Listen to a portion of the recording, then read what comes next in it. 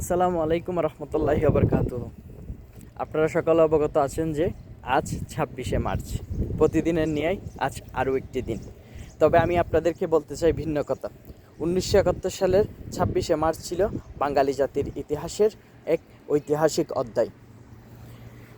২০২৬ সালের ২৬শে মার্চ এসে আমার কাছে মনে হয় এটি সম্পূর্ণ মুদ্রার এপিটুপিট। তো চলুন কথা না বাড়িয়ে শুরু করা যাক। ১৯৭১ সালের ২৬শে মার্চ কী হয়েছিল। ২৬শে মার্চ মহান স্বাধীনতা ও জাতীয় দিবস।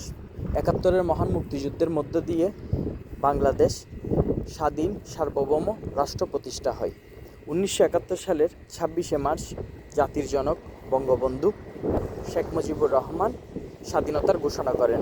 আই রিপিট এগেন, ১৯৭১ সালের ২৬শে মার্চ প্রথম প্রহরে জাতির জনক বঙ্গবন্ধু শেখ মুজিবুর রহমান স্বাধীনতার ঘোষণা করেন।